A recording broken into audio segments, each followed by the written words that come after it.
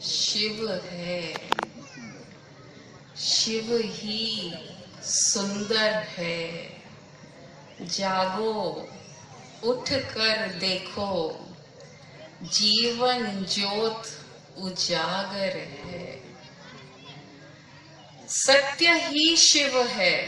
आज शिवरात्रि और हम सब यहाँ बैठे हुए हैं स्वामी जी के साथ, और क्या मान सकते हैं।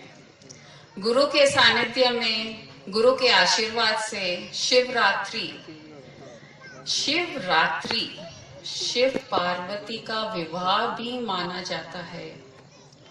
शिव पार्वती का विवाह एक फिजिकल रूप में मान ले या शिव शक्ति स्पिरिचुअल एस्पिरेंट्स के लिए मान ले, दोनों एक ही चीज होते हुए भी अलग अलग है। शिव स्टैटिक कॉन्शियसनेस है, शक्ति डायनेमिक, और ये दोनों का मिलन ही हमें मोक्ष पद प्राप्त करा सकता है। शिव शक्ति प्राण, प्राण और नाद, ये दोनों का मिलन, प्राण और नाद का मिलन, शिव शक्ति का मिलन, और शिव शक्ति का एक और रूप है गुरु पादुका। गुरु पादुका, गुरु ज्ञान, गुरु ज्ञान से ही हम वो शिव पद को प्राप्त कर सकते हैं जो सत्य है, शिव है। अभी आपने यह रुद्राभिषेक देखा, और अभी भजन में राष्ट्री ने गाया भोलेनाथ। शिव जी भोलेनाथ कहलाते हैं। अरे ये भोले क्यों हैं? इतने भोले हैं कि उनको कुछ भी नहीं चाहिए आडंबर। एक बिल्वा पत्र चढ़ा दो, पानी चढ़ा दो, उतने से ही खुश हो जा रहे हैं शिव जी तो। और कृष्ण के लिए तो हम लोग 56 भोग लगाते हैं। शिव जी छोटी छोटी चीजों से खुश हो जाते हैं। बिल्वा पत्र, अपन छोटे बच्चे को एक चॉकलेट देते हैं, छोटा सा चॉकलेट पाके वो खुश हो जाता है और सब चीज अपने लिए करने के लिए रेडी हो जाता है। वैसे ही शिव जी हैं, छोटी सी आराधना, छोटी सी खुशी हम उनके हिसाब से कुछ कर दें, वो हमें सब कुछ देना चाहते हैं। ये है शिव जी की महिमा। उनको ज्यादा तप व्रत वो नहीं समझ में आता है, बोलते मेरे जैसे बन जाओ। अब शिव की मूर्ति अजीब व गरीब है। शिव जी की मूर्ति भी, उनके आभूषण भी अजीब है। गले में सांप, सांप तो डसने वाला होता है और वो तो गले में पहन के घूम रहे हैं। इसका ये एहसास दिलाते हैं हमको कि प्रॉब्लम्स जिंदगी में रहेंगे ही रहेंगे। सांप के जैसे कभी भी काटने के लिए रेडी रहेंगे प्रॉब्लम्स, लेकिन उनको अपना लो। अपने गले में डाल के दिखा रहे हैं कि प्रॉब्लम्स को भी अपनाना है, उनसे भागना नहीं है। प्रॉब्लम्स रहेंगे और उनका सामना उनके साथ, उनके आशीर्वाद, मतलब गुरु का आशीर्वाद के साथ प्रॉब्लम्स भी प्रॉब्लम्स नहीं रहेंगे। गले में हड्डियों की, कपालों की माला, ये भी हम तो देखिए फूलों की माला पहन के रखे हैं, और शिव जी को तो वो माला पसंद है। ये भी एक चिन्ह उनका कि डरना, डरने से कोई चीज हासिल नहीं हो सकती। उस डर को भी अपना लो। जो कपाल है, हड्डी है, जिससे हम रात को देखते हैं एकदम डर जाते हैं, उसकी तो माला बना लिए कि प्रॉब्लम्स, लोग जिससे हम डर रहे हैं उनको अपना बना लो तो वो डर भी भाग जाएगा। जब हमारा हो गया तो डर फिर क्या चीज का? खुद की चीज से कोई को डर लगता है? नहीं। वैसे ही उन्होंने विषपान भी तो किया है। नीलकंठ कहलाते हैं वो। विषपान गले में ही रोक लिया उन्होंने विष, न नीचे उतरने दिया न ऊपर जाने दिया। गले में अपने विशुद्धि चक्र है, वहां से हम बोलते हैं अक्षर आम आदमी हर टाइम, हर जितनी बार मुंह खोलता है, मीठी बात तो कम, विष ही उगल रहा है अलग अलग शब्द में और दुख दे रहा है। तो वो हमको बताना चाहते हैं कि विषैले चीजें गले में ही रोक दीजिए, नीचे मत जाने दीजिए कि आपको इफेक्ट करेगा, और सिर में जाएगा तो लोगों को इफेक्ट करेगा। एक एक चिन्ह इनके इतने अद्भुत हैं, अगर सोचने बैठो तो ऐसा लगता है कि अगर हम उनकी मूर्ति पे ध्यान दे दें, एक एक चीज पे ध्यान दे दें, तो बहुत इजी हो जाता है कि लाइफ में हम कैसे आगे बढ़ें। गंगा सहस्त्रधार जटा में, और गंगा सबके पापों का नाश करती है। वैसे ही माइंड में, सहस्त्रार में शुद्ध ज्ञान है। शुद्ध ज्ञान से हमारे सब कर्म, पाप, पुण्य सब खत्म हो सकते हैं और उस मोक्ष पद को प्राप्त कर सकते हैं। और बाराती, शिव जी के बाराती, भूत प्रेत, कोई लेके जाता है बारात में भूत प्रेतों को। ये भी लेसन दे रहा है कि जिससे रात को अंधेरा लगता है, और आज शिवरात्रि है, भूत प्रेत को भी उन्होंने साथ में ले लिया कि अरे उनसे डरने से अच्छा तो उनको भी एंजॉय करें हम साथ में। तो वैसे नेगेटिव लोगों को, नेगेटिव सोच वालों को भी अपने साथ कर लो। अपने साथ जाएंगे तो हमको तकलीफ नहीं देंगे, हमारी सहायता ही करेंगे।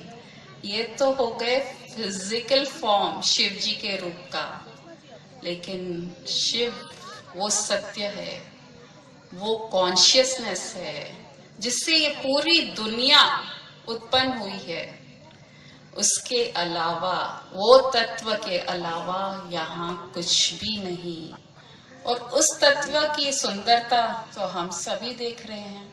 ऐसी सुंदरता, इतनी अच्छी दुनिया में हम लोग भी, हम भी तो उसके ही क्रिएशन है ना, शिव जी के क्रिएशन है, उस कॉन्शियसनेस की।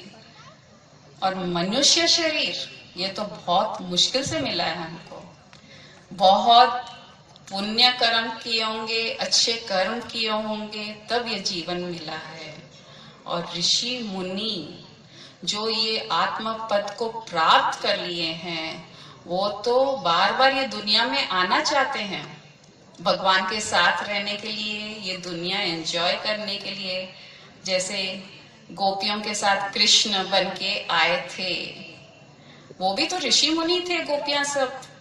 उनकी इच्छा कि भगवान के साथ हम भी लीला करें, हम भी उनके साथ रहें। ये इच्छा आत्म तत्व प्राप्त करने के बाद भी ऋषि मुनियों की इच्छा होती है, उसका मजा चखने के बाद भी, कि हमको ये दुनिया में आना है, एंजॉय करना है भगवान के साथ, या ऐसे भी। एक छोटी सी कहानी, जो आज यहाँ रुद्र अभिषेक हो रहा था, हवन हो रहा था, हर जगह आज, हर पेपर में देखिए या सीरियल्स में, आज शिवरात्रि है, आज शिवरात्रि है, शिव से जो मांगेंगे वो पूरा हो जाएगा आपका संकल्प। और हम क्या मांग रहे हैं? छोटी छोटी चीजें, अरे मेरा ये दुख हरण कर दो, मेरे को ये तकलीफ है, ये हरण कर दो। और शिव जी तो भोलेनाथ है ना, हाँ भाई मैं कर दूंगा, तुम्हारी इच्छा पूरा कर दूंगा। क्या छोटी छोटी चीजों में हमने जो ये मनुष्य शरीर पाया है उसमें ही खत्म कर दें? उस आत्म तत्व की इच्छा नहीं करनी चाहिए, उस मोक्ष की, एनलाइटनमेंट की इच्छा नहीं कर सकते हैं? वो तो देने को तैयार है। जब वो छोटी छोटी चीज के लिए इतनी खुशी से दे रहे हैं, तो वो बड़ी चीज तो वो खुशी से ही देना चाहेंगे, और इतने खुश होंगे कि मेरे जैसे और भी बन रहे हैं। जितने ऋषि मुनि हैं वो ये तो आत्म तत्व का एंजॉय कर रहे हैं। आप लोग सब भी ये एंजॉय कीजिए, और ऐसे एक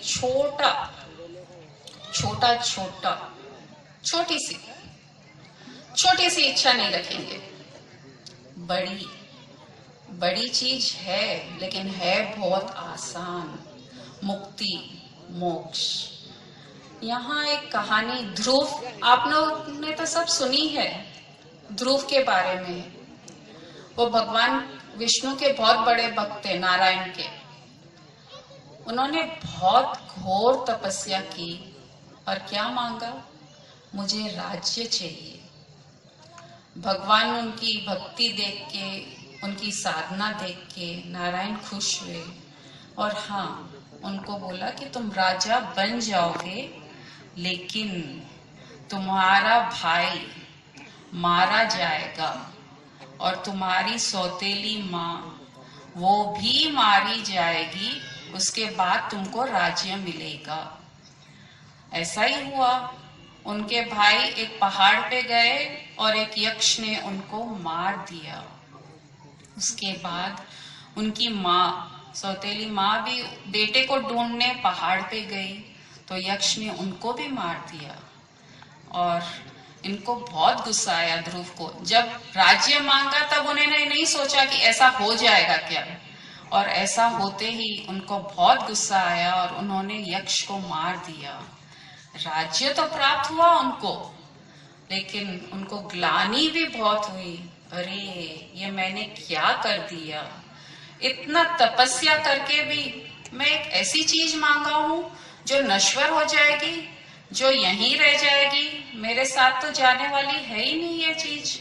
अरे बार बार वही ग्लानि उसके मन में सता रही थी। और उसने बोला, एक मरे हुए आदमी को अगर कोई दवा देंगे तो वो काम करेगा?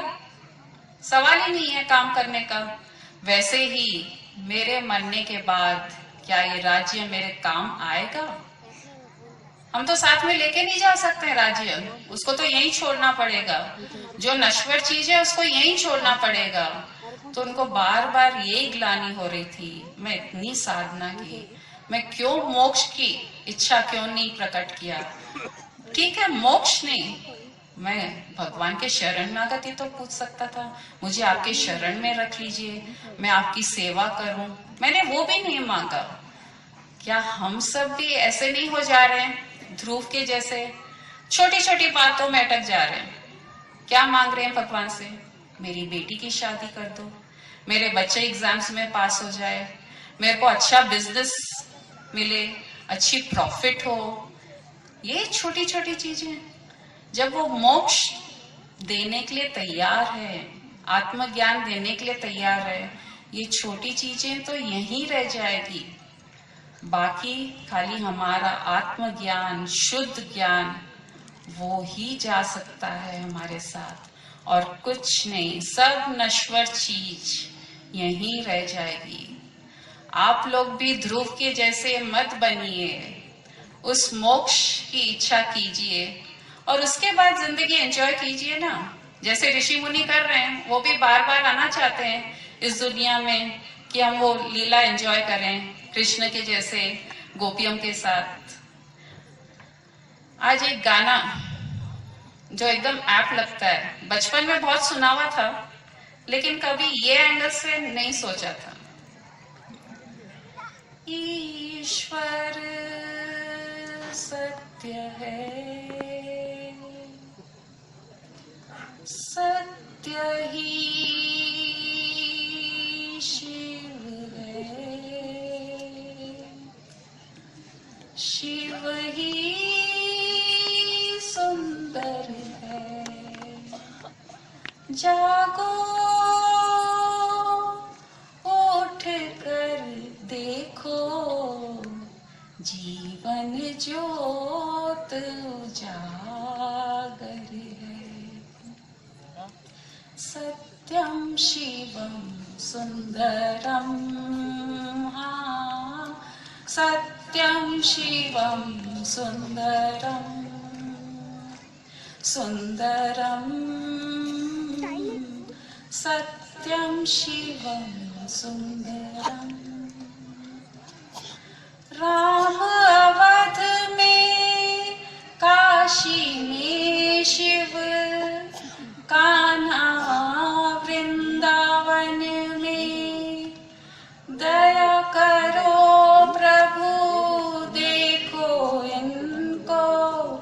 दया करो प्रभु देखो इनको, हर घर के आंगन में राधा मोहन शरणम, सत्यम शिवम सुंदरम, हाँ सत्यम शिवम सुंदरम।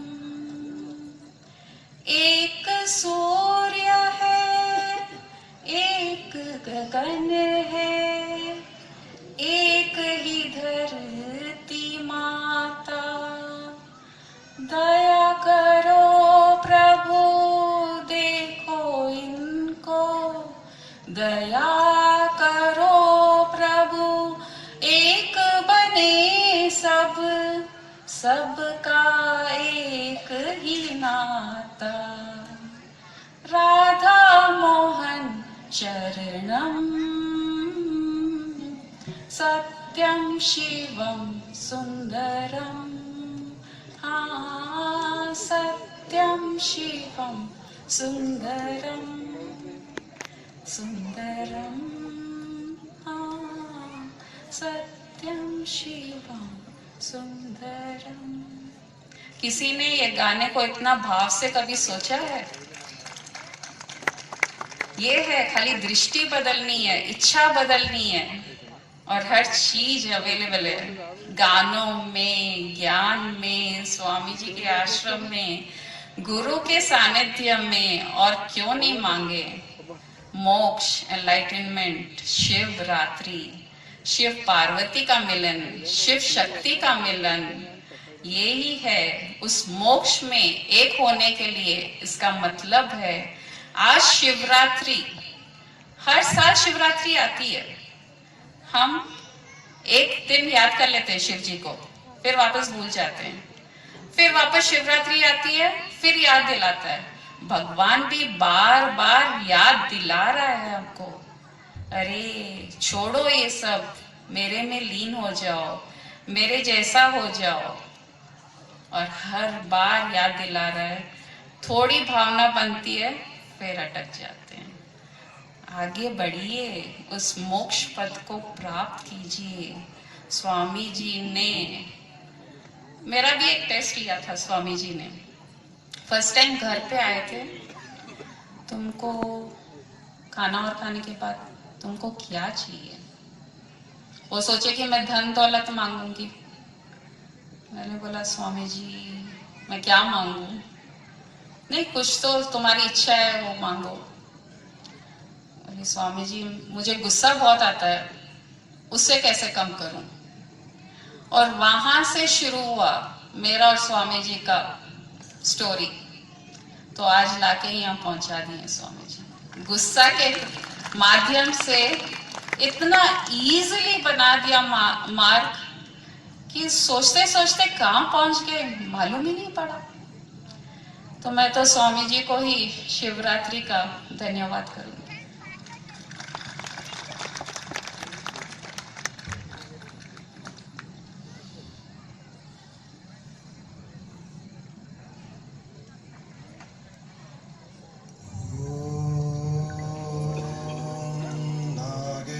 नागेन्द्रहराय त्रिलोचनाय भस्मांगराय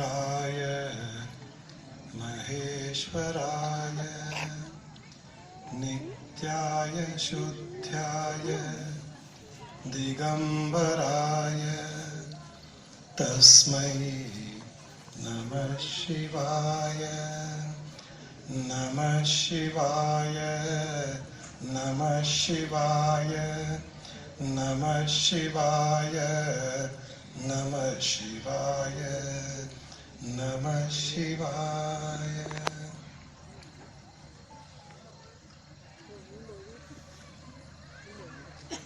आप सबको शिवरात्रि की बहुत बहुत शुभकामनाएं।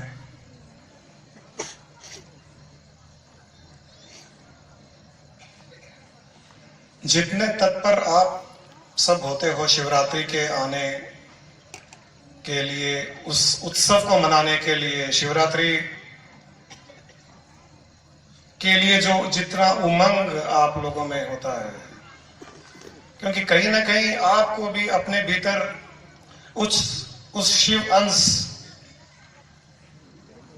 जो आपके हृदय में स्थित है वो आपको उत्साहित करता है शिवरात्रि के लिए। जितने भी आध्यात्मिक मार्ग में चलने वाले लोग वे साधक वे साधु संत वे हैं, जितने स्पिरिचुअल एस्पिरेंट्स हुए हैं, उनके लिए शिवरात्रि से अधिक महत्वपूर्ण रात्रि या दिन और कोई नहीं होता है। और वो आध्यात्मिक साधक स्पिरिचुअल एस्पिरेंट्स इस रात्रि के लिए बड़े ही तत्पर रहते हैं, और जितने वो तत्पर रहते हैं उतने ही तत्पर वो शिव भी रहते हैं, उतने ही तत्पर वो भी रहते हैं कि ये कब आए मेरे पास और मैं कब इनसे मिलूं। जितना हम इतने तत्पर इतने उत्साहित रहते हैं कि उनसे कब मिले, उतने ही तत्पर वो भी रहते हैं कि मैं इनसे कब मिलूं, क्योंकि उन्हीं का अंश संसार में आकर संसार को भोगते हुए संसार में रम गया। और जो शिव था वो संसार में संसारी होने के कारण जीव नाम से पुकारा जाने लग गया। ये जो संसार में जीव है, जो आप हो और मैं हूं और सारे जीव यहां पर हैं, इनका सत्य स्वरूप शिव है, जीव नहीं है, शिव है। अपने स्वरूप को भूलने के कारण वो जीव हो गया, अपने स्वरूप को भूलने के कारण वो जीव कहलाने लग गया, वरना वो शिव ही है। हर जीवात्मा, हर जीव जो यहां उपस्थित है और जो उपस्थित नहीं है, वो सभी के सभी पूर्ण शिव ही हैं।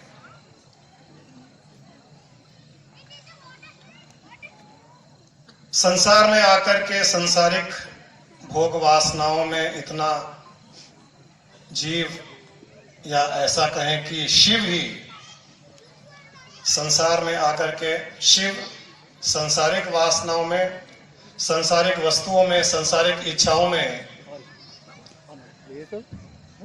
अपने आप को उसने इतना उलझा लिया कि वो अपने ही स्वरूप को भूल गया।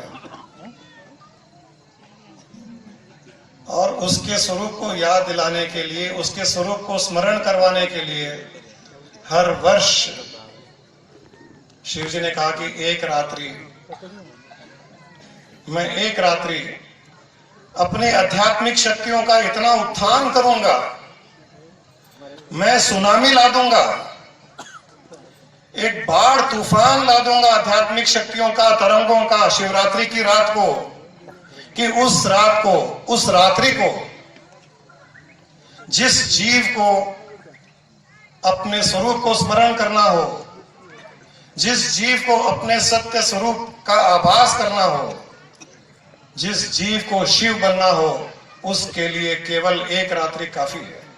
एक रात्रि ही उसके लिए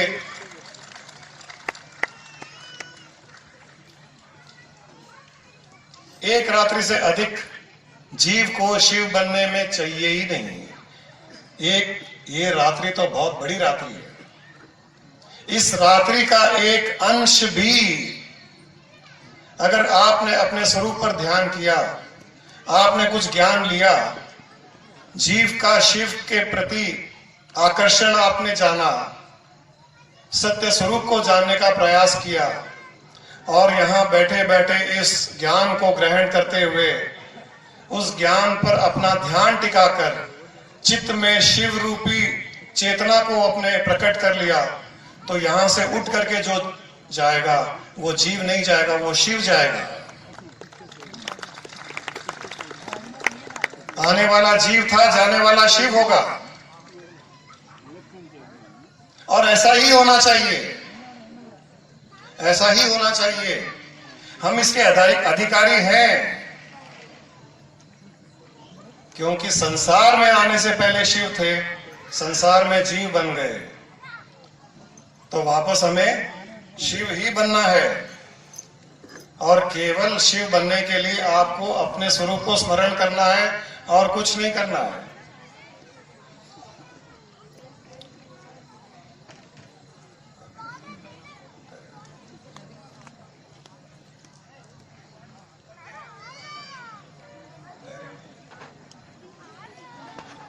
आपको अपने स्वरूप को ही स्मरण करना है और कुछ नहीं करना है। कोई लंबी चौड़ी योग साधना,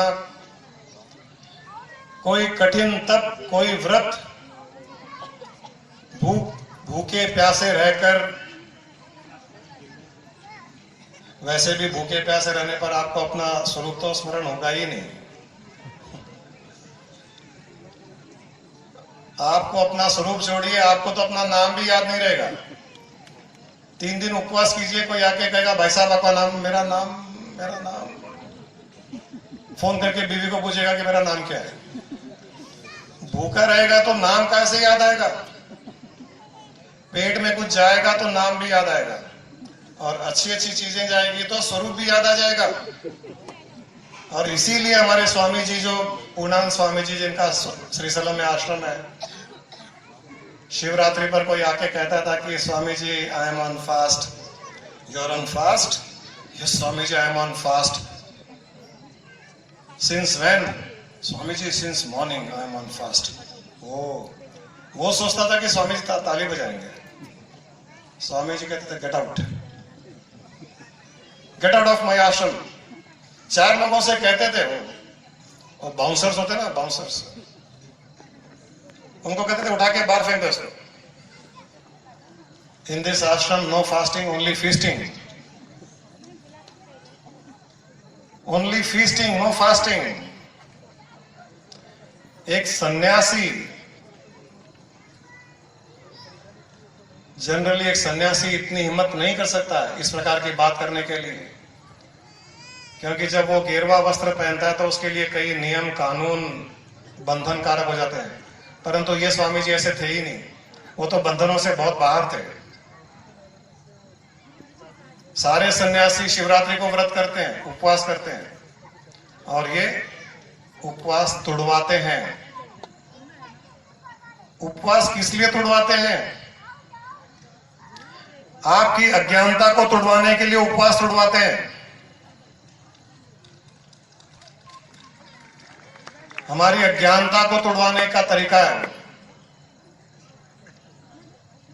जब दुर्गा माता ने एक बार शिवजी से पूछा था कि महादेव, जीव में और शिव में क्या अंतर है? महादेव ने कहा, हे देवी,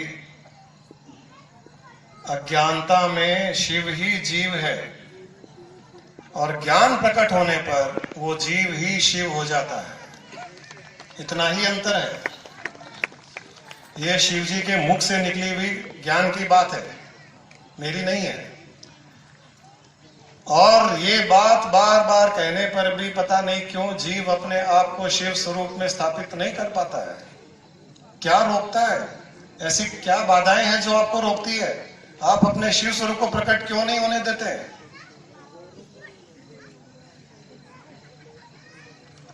हमारी इच्छाएं, संसार में भय, ये नहीं हो जाए, वो नहीं हो जाए। जो गुरु माँ ने अभी कहा कि छोटी छोटी इच्छाओं में हम इतने उलझ गए कि वो बड़ा शिव स्वरूप पर तो हमारा ध्यान ही नहीं जा रहा है कि ये भी तो हमें प्राप्त करना है। हमको केवल वो चॉकलेट, टॉफी, गोला मिल जाए, हम उसी में संतोष हो जा रहे हैं। और देने वाला अपने स्वयं को देने के लिए तैयार है। वो कहता है मांग के तो देख, तू मांगने की हिम्मत तो कर एक बार, मैं स्वयं को दे दूंगा। परंतु मांगने वाला फिर भी नहीं मांगता है, क्योंकि डरता है। संसारी व्यक्ति को तो शिव स्वरूप बनने में भी डर लगता है। वो डर इसलिए लगता है, उसको लगता है कि कहीं शिवजी बन गए तो कैलाश पर जाना पड़ेगा, शेर की खाल पहननी पड़ेगी, ध्यान में बैठना पड़ेगा हरदम। पार्वती जी शॉपिंग जाएगी लेकिन मुझे तो ध्यान में बैठना पड़ेगा। डर लगता है मनुष्य को तो केवल दिखावा ही है क्या कि हमें हमारे आत्म स्वरूप को जानना है, हमें मोक्ष चाहिए, मुक्ति चाहिए? क्या केवल दिखावा है? और सही में कहें तो यह दिखावा ही है, क्योंकि अंतर मन से, हृदय की गहराई से अगर कोई ये कामना करता है कि मुझे अपना शिव स्वरूप जानना है, जैसा मैंने कहा शिवरात्रि की रात्रि का एक अंश ही काफी है उसके लिए, अपने शिव स्वरूप को जानने के लिए। जानने की हिम्मत चाहिए।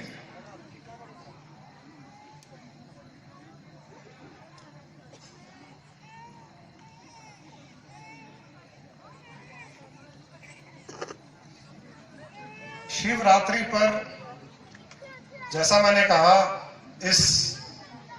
इस रात्रि को आध्यात्मिक शक्तियों की सुनामी, आध्यात्मिक तरंगों का बाढ़,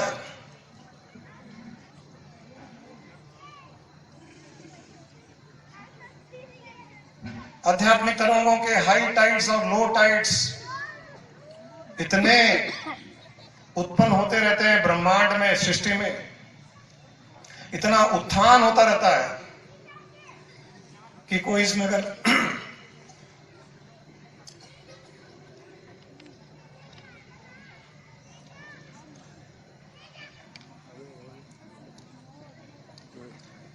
कोई इसमें अगर डुबकी लगा ले तो उसका कल्याण निश्चित है। और एक बार जब हम हमारे शिव स्वरूप को जान लेते हैं, अपने आत्म स्वरूप को जान लेते हैं, अपने चेतन स्वरूप को जान लेते हैं, फिर संसारिक छोटी मोटी इच्छाएं तो वो स्वतः ही आपके चरणों में आकर के पड़ जाती है, वो आपके चरणों में गिर जाती है वो, क्योंकि वो इच्छाएं, वो वस्तुएं, वो चाहती है कि आपके जीवन का अंग बने। हर जीव चाहेगा कि वो आपके जीवन का अंग बने।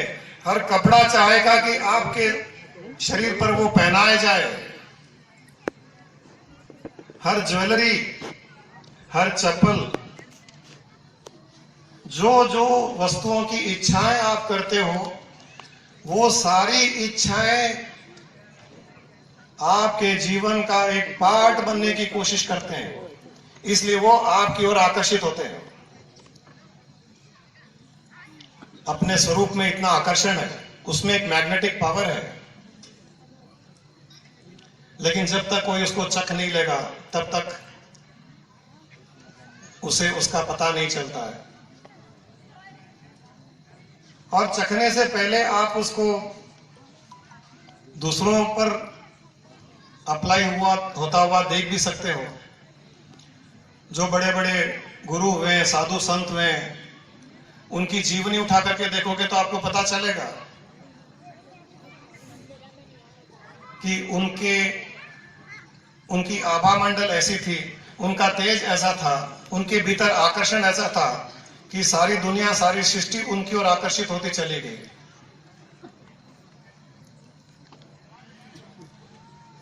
हमें आज इस शिवरात्रि का पूर्ण रूप से उपयोग लेना है, और उपयोग लेने के लिए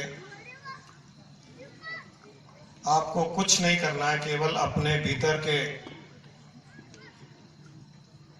चेतन शिव स्वरूप को स्मरण करना है और अपने आप से ये कहना है कि मैं ही शिव हूं। मैं साधारण बंधन में कर्म करने वाला, संसार में उठने और गिरने वाला जीव नहीं हूं। अज्ञानता में मैंने अपने आप को एक साधारण जीव मान लिया था, परंतु मैं उस शिव का ही अंश हूं। और शिव का अर्थ क्या है? शिव है चेतना, शून्य, अव्यक्त, सर्वव्यापक, वो शिव है। वो मैं हूं, वो अव्यक्त मैं हूं। जो व्यक्त है वो संसार है।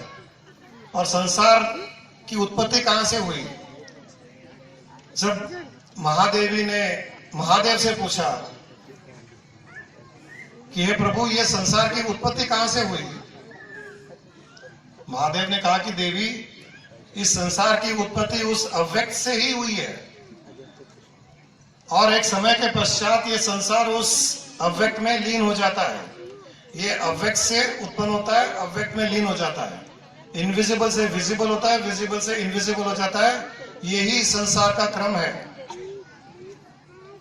और उन्होंने यही कहा कि इस संसार को चलाने के लिए शिव से जीव उत्पन्न होते हैं, जीव अज्ञानता में जीव बन जाते हैं, उनमें से कुछ शिव अपने स्वरूप को जान करके वापस मुझ में लीन हो जाते हैं, और उनके लीन होने के पश्चात कुछ मेरे अंश और जीव बन जाते हैं, फिर कुछ शिव उत्पन्न होते हैं, कुछ जीव शिव बन जाते हैं, वो मुझ में लीन हो जाते हैं। इस प्रकार संसार का ये क्रम चलता रहता है।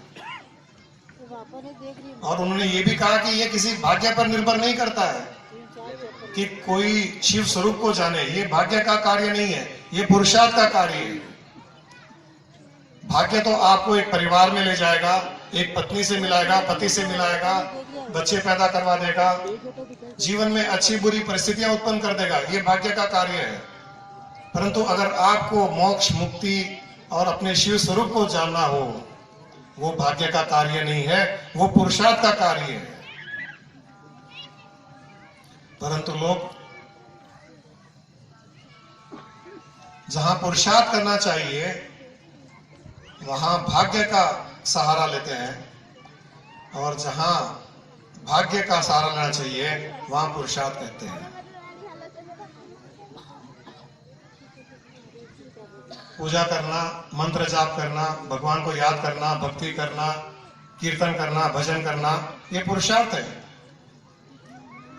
दुकान चलाना, नौकरी करना, पैसे कमाना, ये भाग्य की बात है। तो भागवत में भगवान कहते हैं कि इस मनुष्य का क्या करूं मैं?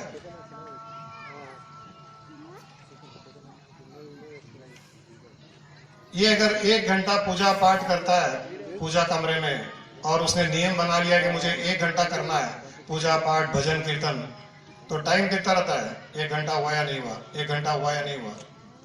जैसे 1 घंटा हुआ पूजा कमरा बंद, और जब दुकान जाता है वहां चाहे उसका टारगेट रोज 10,000 रुपए कमाने का हो, और 1 घंटे में वो 10,000 रुपए कमा लेता है, तो दुकान बंद नहीं करता है, देखता थोड़ी देर और बैठेंगे, शायद और कोई ग्राहक आ जाए।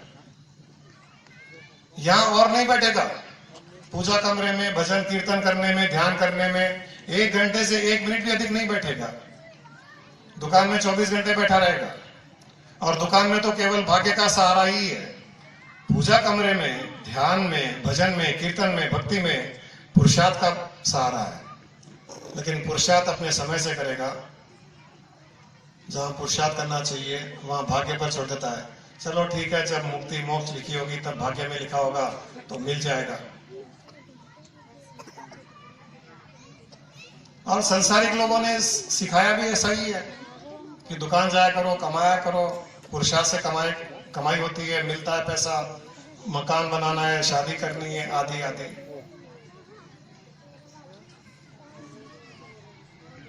गोपियां आगे ही दिख रहा है, ऋषि मुनि जो पहले जमाने की थी।